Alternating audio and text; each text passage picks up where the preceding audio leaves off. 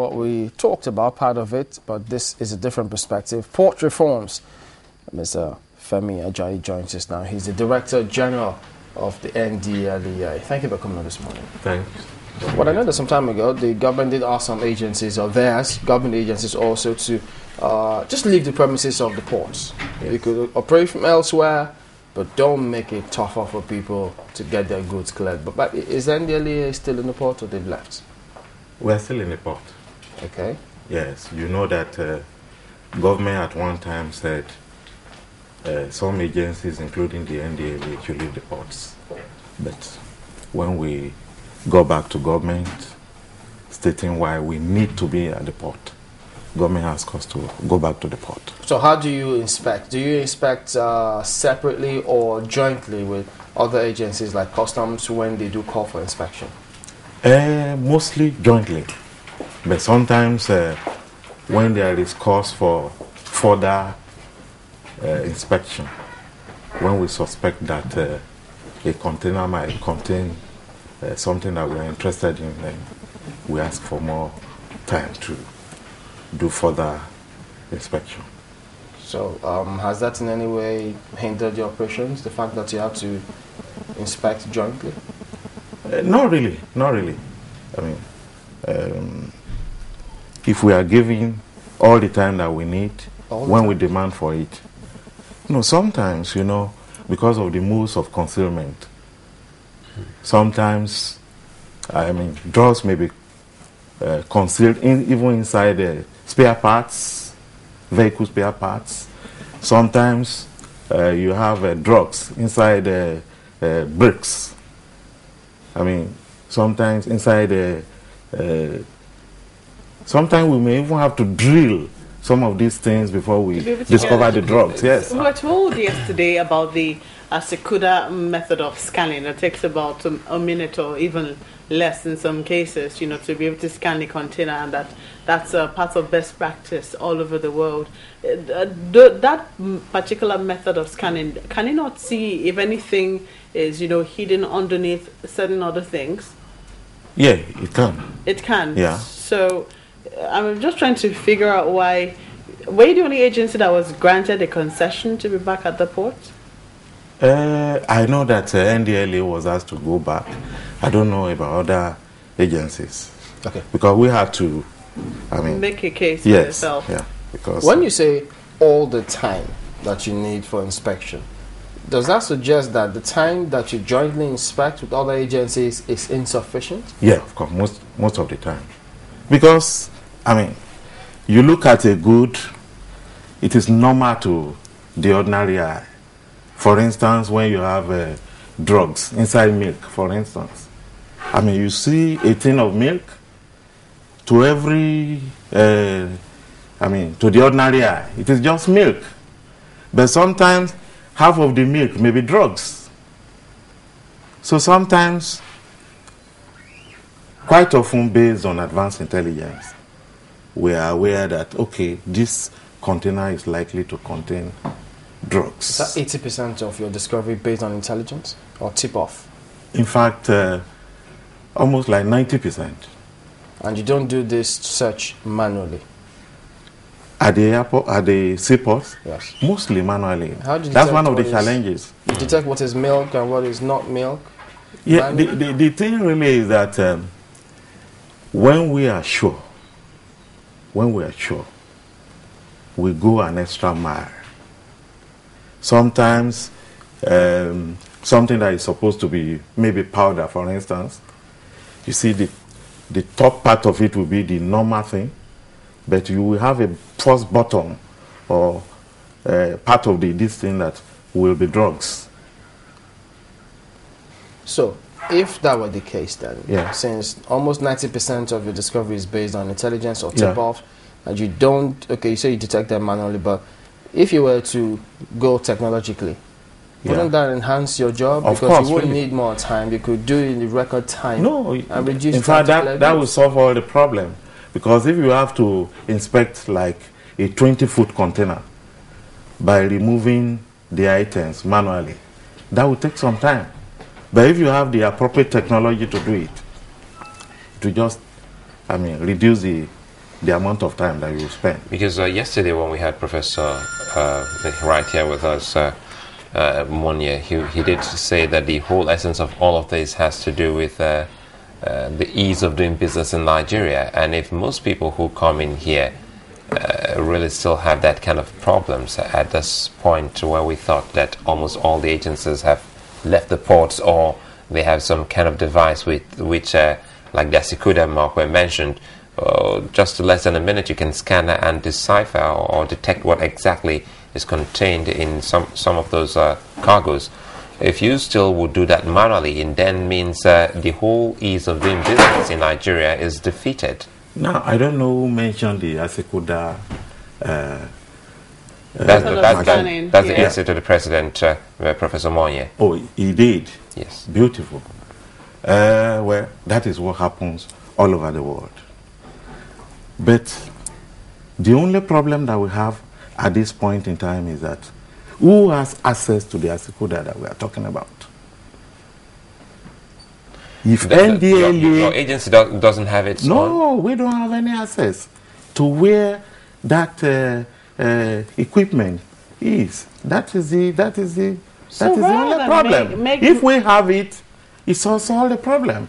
So because while we are looking at it, we'll be able to, with the trained eye of the NDLA agent, you'll be able to tell where those drugs are. But the thing really is that most of the, like I told you, most of the discoveries that we have made at the seaports were based on advanced intelligence. And those people who give us this information, that is the device that they use. So which will mean that we'll be less dependent on our foreign collaborators if we have access to what is already on ground in the country. Why don't they have access? That is not that equipment that we are talking about doesn't belong to the NDLEA. Have you requested to the authorities that you need this equipment? To buy another one for us? Actually, it doesn't have to buy another. Internationally, what actually happens is, in fact, if you look at the act of the agency, it says the NDLEA will work in concert with the custom. Don't forget that our job, basically, most of our job is to prevent export and import of drugs. And when we talk about export and import, where else can you control it except the custom point? NDLEA is a child of the custom anyway. I'm sure you are aware. So the working relationship should be excellent. That is what I'm saying. One would wonder, why is it? I mean, if we have such a critical equipment or right of passage as the Asikuda, how come the NDLEA has been excluded from the process? Something that's supposed to make its job way easier and faster. Well, I guess because the custom sees that equipment as first and foremost that of customs. They don't see it as that of Nigeria.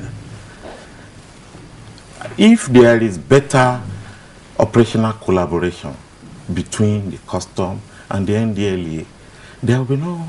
But have you made this presentation? I mean, you made a representation when all agencies were asked to leave the ports. You made a representation or a presentation to coordinating minister of the economy that your agency needs to be at the Nigeria port. Yes. Have you also been able to make a case that you need to be able to, you know, make use of the Asikuda? Gain access to... Yes, while it's also being used, that it will make your job a lot easier and faster. This case has been made severally, not today, since this, because 2000, this idea of get NDLEA and some agencies out of the ports didn't start today. 2009 it happened. It has happened many times. Do you feel that your job is being perhaps impediments along the way because of this working and checking simultaneously with other agencies? Because if you request for more time and you don't get more time, you think that it's affecting your performance? Actually, I mean, if we request for more time, we don't actually request for more time all the time. Like I said the last time I was on this program, for every 1,000 cargoes or containers, we probably will want to inspect like 5. Have you made any requests ever since this directive that agencies should leave the port, but you remain? Actually, if we are to be very sincere, even despite the fact that our people return to the ports, it's been difficult. Why? I mean, quite often our people are not called By the relevant agencies to come and participate in the inspection exercise. And yet, that was what they were saying they would do. Because and there is also the issue of relevant cargo. what does that mean? We were told that NDLA will be called when, as and when due, when there is a relevant cargo to inspect. So the issue really is who determines relevant cargo. It's very interesting. I mean, because here we have a case. Yesterday we were listening to the presidential advisor, and he was saying that they were asked to leave the port, and that when they are needed, they will be called in. Yeah. That was what he told us. So, but you say now that you've gained special permission to be at the port. Yes. So even while at the port, you still need to be called in to inspect certain cargo. One would have assumed that before any cargo leaves, you have the right to inspect whether or not you're called. Well, now there are restrictions. We have been told that it will be called to inspect relevant cargo. And the question we ask is, who determines relevant cargo? So in other words, you're not allowed to inspect every cargo even while you're there? No. You know, the whole essence of this, because Nigerians are getting to love it, is the ease of doing business. Because yesterday we saw the true picture. If almost everyone would want to go to a farther country like Cameroon and even go to Benin, because it takes almost forever for you to get your goods or cargoes out of the ship here in Nigeria. And they say now we have been able to achieve 7 days, and they're trying to reduce it to 2. And you say, well, there's some kind of impediment when it comes to NDLEA collaborating with some other agencies. Have you been able to, see those who should be inspecting some of those cargoes? And if no, have they been able to find some drugs on the behalf of NDLEA, just in case you're not there? I want to say that over time, don't forget, we came from customs. But 20 years is a long time. If custom could detect drugs 20 years ago, I'm not sure they still have the capacity now. That is the challenge. Now, what I would suggest really is that if it is impossible for the NDLEA to be able to use the Asekuda that you talk about, then perhaps alternative equipment should be provided to the NDLEA so that it will be able to do its job. Because this job must be done. We are for port reforms. We also want trade to be facilitated. But I want to assure you that I know that the purpose of government is not to facilitate illegal trade. It is not to facilitate trade in drugs. But if the NDLEA is not at the port, it is a signal to draw barons that the coast is clear. That the coast is clear. Well, don't forget, I mean, the volume of drugs that we have detected in Tinker Island and also Apapa Port over the years. Are your men still very much at the airports? Yeah, we are still at the airport. But you know yourself that the reason we shifted our focus to the seaports was because of every day you seize drugs at the airport. Where did they come from? We don't manufacture cocaine in Nigeria. We don't manufacture heroin if we see so much of them at the airport, where did they come from? So we reckon it must be from the seaports or the land borders. So you think there's a leakage? Of from course. The seaports?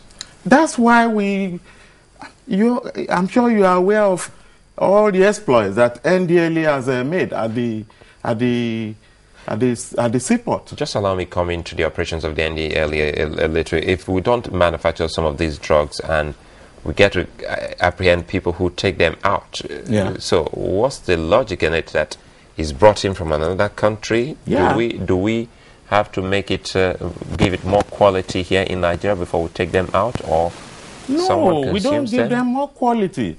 The thing is that drug trafficking is like a relay race. They bring it in. Nigeria is like a drug transit country for some of these drugs. Some of the drugs are warehoused here or they are transited through this place. That's what happens. Why do you think they use this as a transit point, Nigeria? Nigeria? Yes. It's not only Nigeria. It is because of the geographical location of the country.